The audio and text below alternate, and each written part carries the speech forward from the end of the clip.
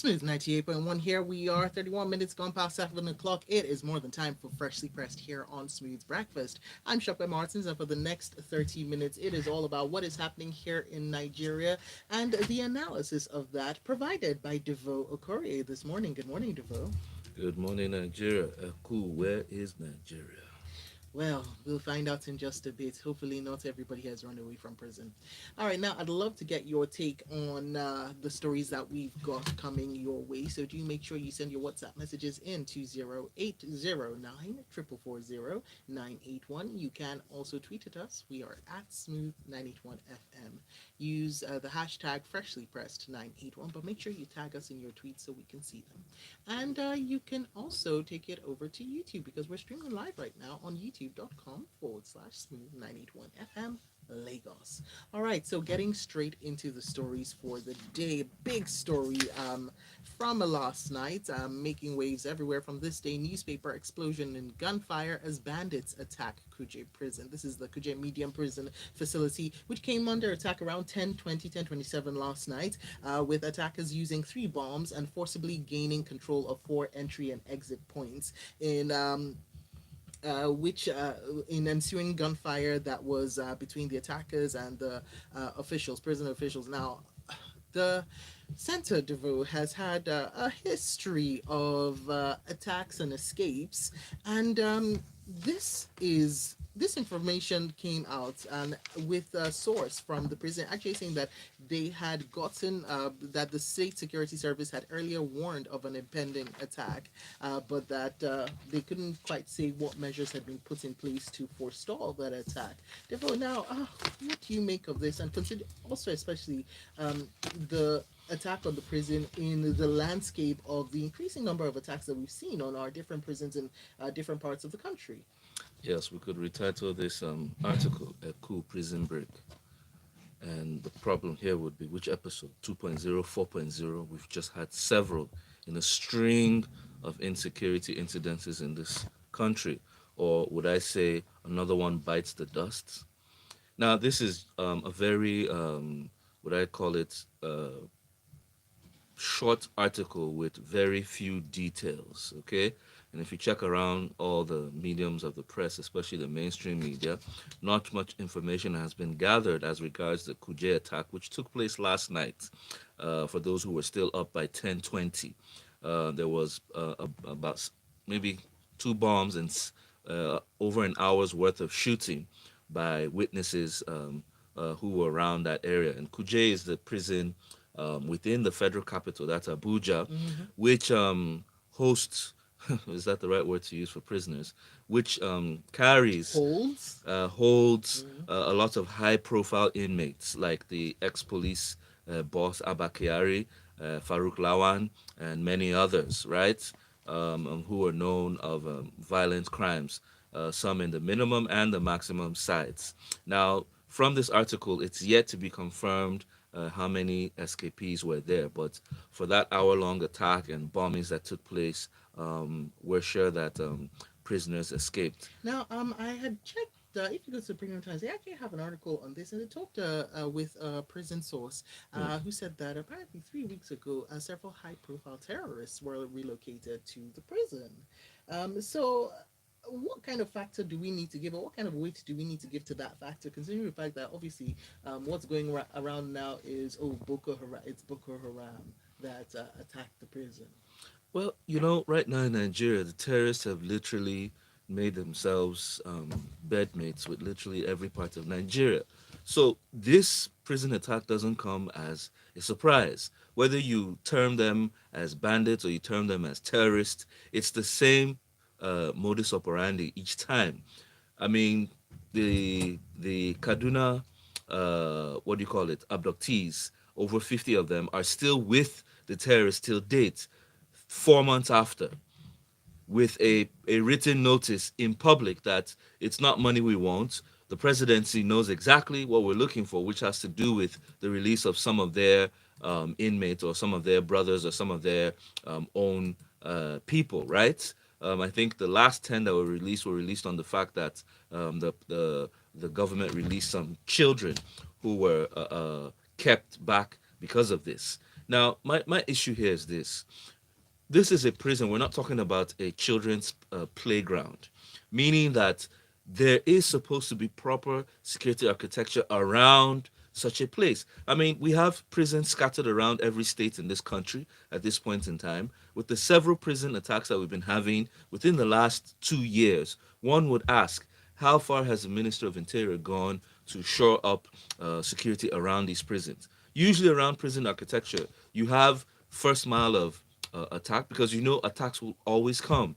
Secondly, you have either from within or from outside. You also have reconnaissance, and reconnaissance is the support service given to any security installation, which is okay, if you can't handle the attack or shoot them back, we will send extra support, just like you see in the movies. No, that is a real security protocol.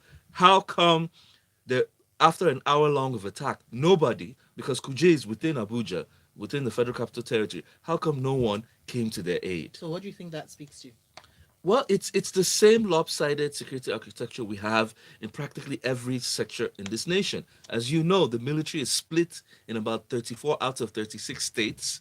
So literally, the question at this point is, how many boys, that's soldiers, rugged men, do we still have in the barracks? They're literally in every corner. They're doing the job that the police should have done. Two, how come we had no surveillance? It wasn't attacked by two or three people. It was attacked by a massive mob of terrorists. How come no surveillance was able to capture them? What happened to all the CCTV that exists in Abuja? What is really going on here? Because my question now is, it's not just a Kuje thing. Out of all the, I think there are over 20 prisons within the country at the moment, what manner of security is around them?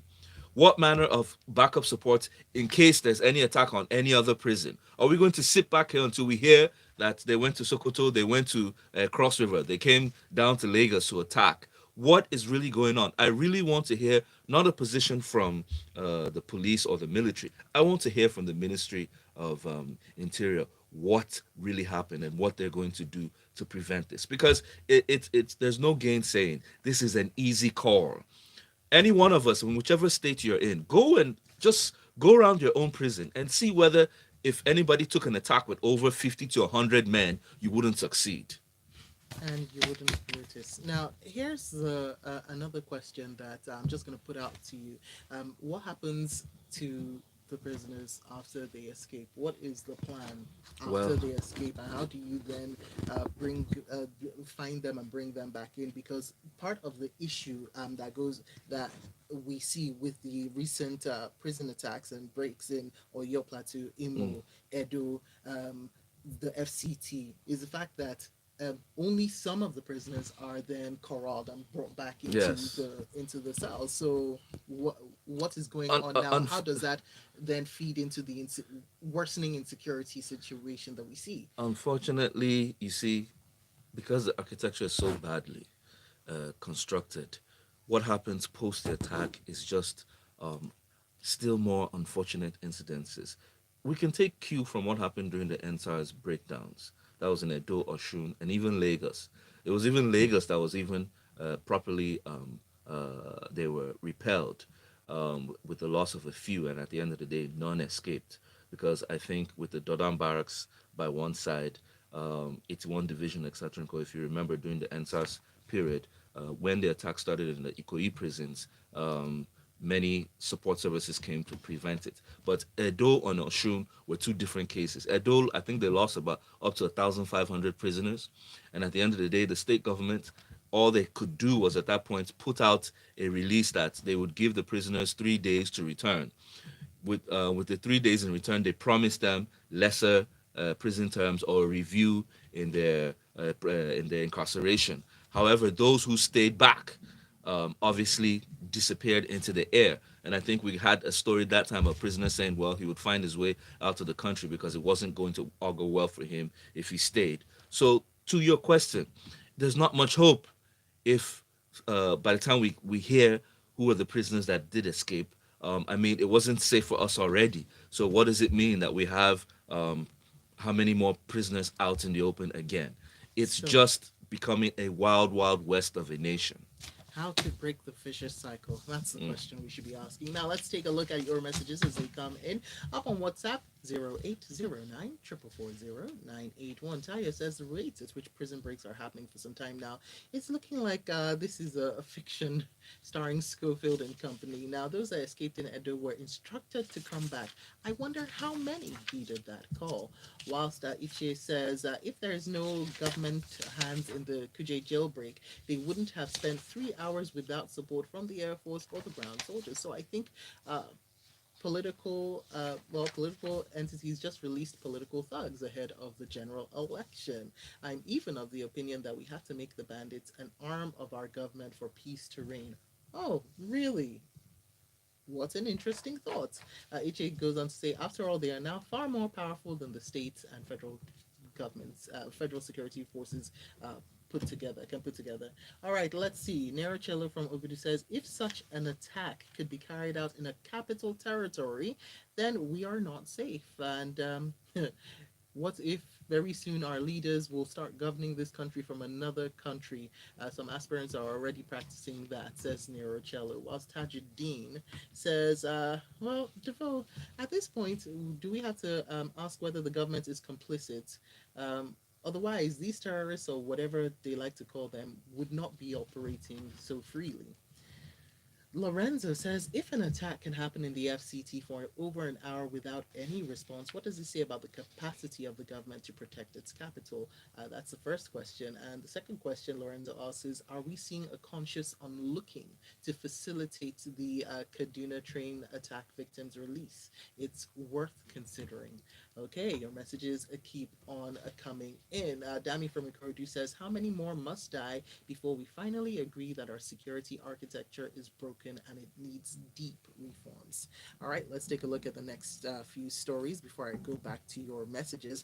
This one in from The Guardian. Insecurity, federal government seeks further cooperation of states on ranching. The Minister of Information and Culture, Alhaji Lai Mohammed, restating this appeal in London during his engagements with some international media houses, saying that the federal government is restating this appeal to the states to cooperate so that in ensuring that herders embrace ranching and it's going some way towards ending the perennial clashes that we see between the herders and the foreign people. Now, I'm going to quote what he said. He said was, our solutions, which can be found in the National Livestock Transformation Plan, has ranching at its core. Now, all we're asking is for states to cooperate more with the federal government to ensure that ranching takes place in their states. Evidence has shown that in the states where ranching has been put in place, they have less conflict than others. Now, Devo, considering the fact that this 10-year plan was brought in 2019, we saw a pilot program in Nasarawa, and I haven't really been hearing too much from Nasarawa on that particular issue. What would you say in response to the minister's words? Well, the minister was, where was he again? I think it was in London, speaking with the foreign press, which included The Economist, Reuters, Times of London, and he was generally appraising them of the steps that the federal government have taken to address many of the issues within the country. And he said, as regards the insecurity with the farmer herders conflicts, and I would like to always rephrase that as the herdsmen attacks on farmers. He said that they had been trying to get the state governments to cooperate with the federal government in the implementation of the National Livestock Transformation Plan, which had ranching at the core of its solutions, given the fact that many of them were leaving their usual grazing routes to come down south because of the deforestation or desertification that was taking place in most of the northern places. Hence, the usual clashes and the conflicts that we see. Now, he then said to that extent, about 51,000 insurgents had surrendered within the first quarter of this year, with about 1,600 rehabilitated. The PIA was driving the oil and gas industry, with Chevron, Exxon, and Mobil willing to invest more. And I really wonder, who did he think he was talking to? Okay. Whitewashing does not make the sun shine brighter. We are fully aware that Chevron, Exxon, and Mobil are packing out. So who is he telling the foreign press that these multinationals come from? I just I don't understand. Have we lost as a nation that we literally tell foreign parties that black is white or white is black. And in the case of the herders, farmers, the national livestock transformation, I think I've heard from several farmers how they have shut down their agri um, uh, activities because of these conflicts with the herdsmen from every level. And this is simply they can't continue anymore. It's affected a lot in the country. Now, how do you know this? You know this from the food inflation. The food inflation is not just because of the food that we're importing as a country. The one that we produce can't even reach the last mile simply because of the distribution challenges faced by the farmers and the traders because of all these insecurity issues. I mean, it has a domino effect on everything. So when you go outside and instead of asking them to come and support, you are now telling them that, well, we're doing well. I mean, who are you fooling at the end of the day? We've not heard from the Minister of Information for a long time. Remember, his last words before now, because I've not heard from him, was, oh, we have technically degraded the terrorists in this country. No, I don't think so, Minister. I think Nigerians know very well the state of insecurity I heard in from the this minister nation. earlier this week, and it's only Wednesday to vote. Don't you worry about that. All right, let's take a look at more news now.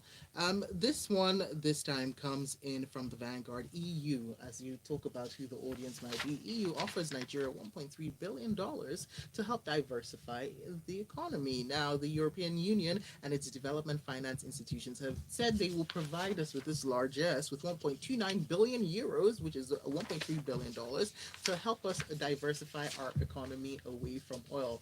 Words everybody loves to hear, right? Mm. Now, according to a document from the EU, the funding will be provided up until 2027 under the EU's Green Deal initiative, and 57 projects are supposed to come under this funding, including nature-based measures to reduce climate change and so on and so forth. So, what do you say to this news? Well, I mean, among all the terrible news we hear on a daily basis about the nation we call our country, Nigeria, sometimes news like this should sound like water to a man in a desert. However, you it's a gift, it's help, it's aid, so you can't force them to do more than they do. $1.3 billion is like a drop in the ocean regarding our energy deficit or energy requirements. Now, in this instance, the reason why the EU is supporting us is what is key here.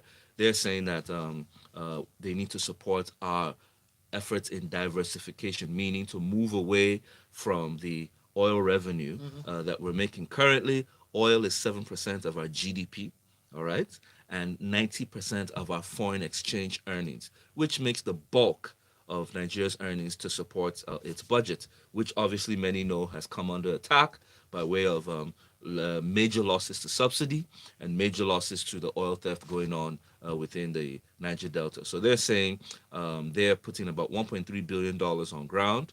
We don't know when this will come or how it will be administered, but it's focused on agricultural efforts as well as renewable energy focus, seeing that we have an abundance of sunlight within this country. Focus on combating the self-same deforestation that we've spoken about, and Mm. deforestation and desertification, rather.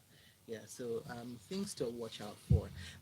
Okay, so your messages are coming in the droves. Before, let me just give you a headline, a quick preview of our next headline coming in from the Guardian newspaper. University of Ibadan Hospital imposes daily 1,000 naira electricity bill on patients. That's what we'll be talking about in just a bit. Before that, let me go over to your messages. And Digi from Ikeja says the attack on Kuje prison was intended to break high profile prisoners undergoing trials and free them to escape the impending judgment. The people who carried this out are not far fetched. They're in Abuja attending those court proceedings. They can be arrested easily if those fake CCTV cameras were truly functional, like many other kidnaps and high profile attacks.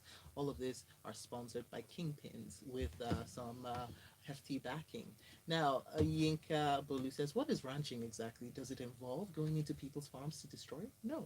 So, what are the punitive measures you have put in place to punish the owners of the cows that destroyed people's farms? And what part of cattle ownership is a business? Don't you understand? And as such, you have to buy grass. And if you don't want to, please ask them to keep their cows in their backyard. Must you ranch down south? And Devote, Devote, the IOCs didn't pack out. They only focused on deep water operations, which is much safer.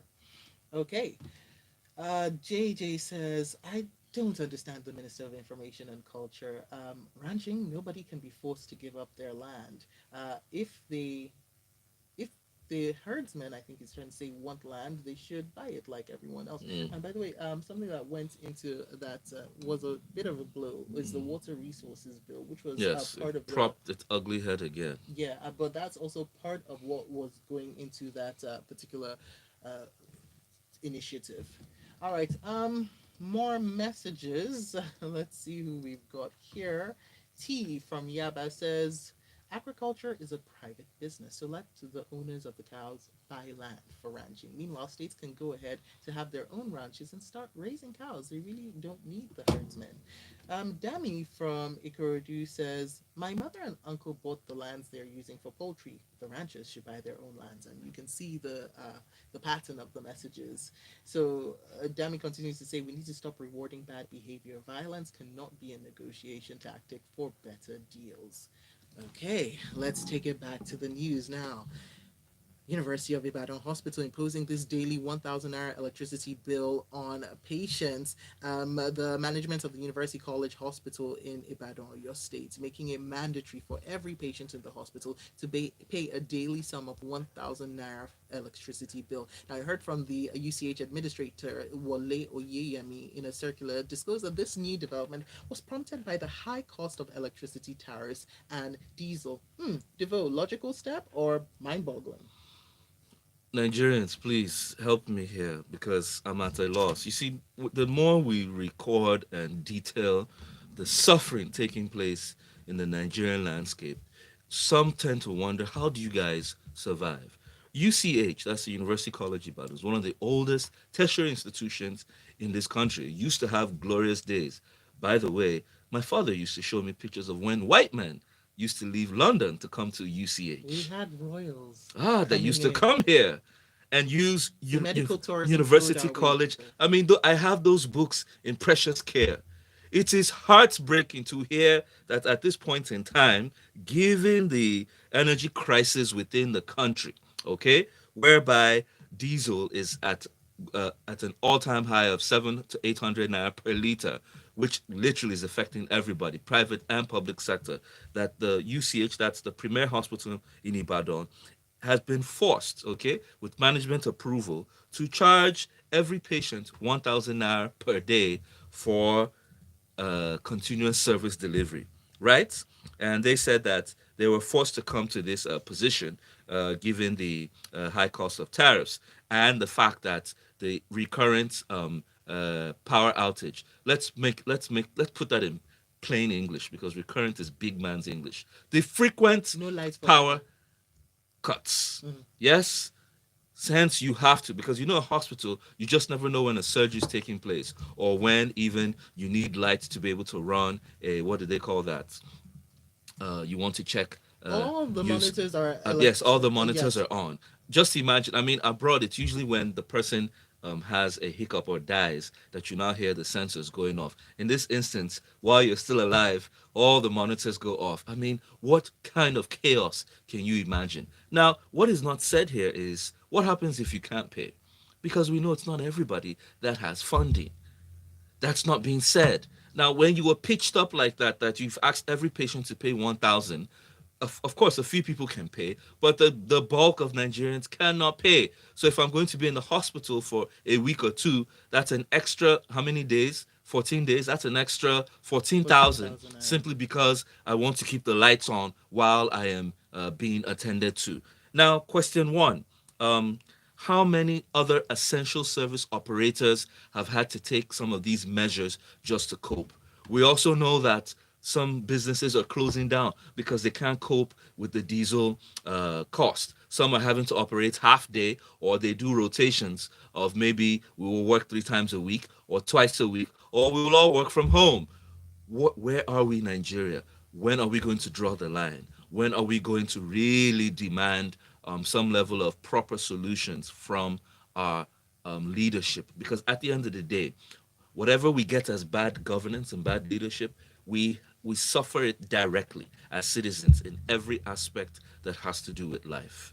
All right, now, speaking about a little bit of hope, we got this one in from the Guardian newspaper. ASUU raises hopes, gives condition to immediately call a strike. And by the way, this goes back to UTAS, the this goes back to the UTAS, that's the University Transparency and Accountability Solution, saying that the ASU president, Professor Emmanuel Osedeke, challenged the federal government to accept UTAS in order for them to call off their ongoing strike. It's been 142 days now. Today marks the 142nd day of ASU being on strike. I'm sure Nigerian students will not hear the 142 days. Many have lost years to this. Now, the truth is the whoever wrote this article didn't do a proper job, because if you watch the broadcast between on the broadcast station where the ASU president was speaking, it wasn't about granting Nigerians hope. He was literally speaking in sarcastic terms, simply saying if the government meets our needs, we will call off the strike. Of course, that is common and basic logic, right? But what he literally was saying was that the issues that they have put on the table are not only germane, they are critical and fundamental. And there's no calling off until those issues are addressed. How hard can that be? What is the issue of hope here? Now, what is not being said is because the tertiary institutions in this country are at, in short, they're not nearing collapse. They have collapsed. And I don't like to say this on radio because I don't know why we as Nigerians, there's this cry of, oh, let our children go back to school, let the students go back to school. Is a half education better than none? Is decrepit, unproductive education better than none? We sh- Well, Devo, I would have to say I've seen our graduates go on to do very bright, very good things, not just within this which country, graduates? but also outside of our Which shores. graduates? I Would you asked. like me to name them personally? I Yes, can't help and you with and that. why I asked that because However, I do know we have. Excuse me. Why do other countries constantly come and take our yes, medical graduates? let me We give you. have many Nigerian graduates who Yes, go abroad and do fantastic things, who stay in the country let me. and do fantastic things. I I'm want to. sorry, Devo. No, I want to give you a bearing to that. Many of the Nigerian students, and many of them are fantastic in their capacity.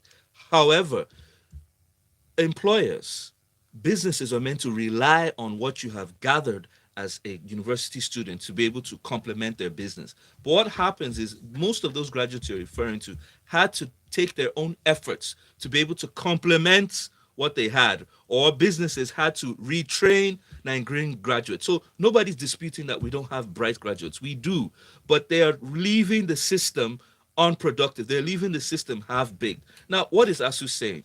ASU is saying the same things they've been saying since 1993. UTAS, which is their payment platform, and they simply said if the federal government finishes with its validation, if they do that today, they will call it off. But they haven't. Secondly, there are standing earned allowances. The federal government hasn't done much about that. Revitalization fund, which is basically the equipment and the structures in the universities, about 45 of them, they haven't done much to revitalize them. Two, the school funding and autonomy, which I believe is actually the key purpose here. If the federal government can't fund these universities, then we need to start talking about some kind of liberalization or joint efforts in funding them so we can stop this perennial striking.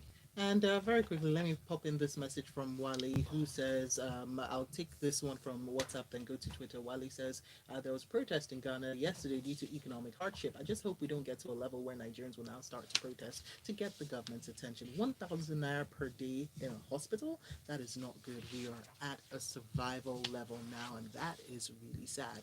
Going over to your messages up on Twitter, have this one in from Engineer Strategic, who says, Devel, well, I'm sorry, you're listing all the intelligence that should have been in place when it comes to the prison attack. We right now just seem to have poorly trained men carrying outdated guns when it comes to our security agencies. Whilst Michael says, see, this life is very simple. It's only when you know your problem and accept it, that's the way it can be solved. This government has never accepted the state of our nation, and look at us now. And that's all, folks. Thank you very much, Devo Corey. It's been a fiery Firstly Press. And thank you to you for all of your messages coming up. 8:15. It is the locker room.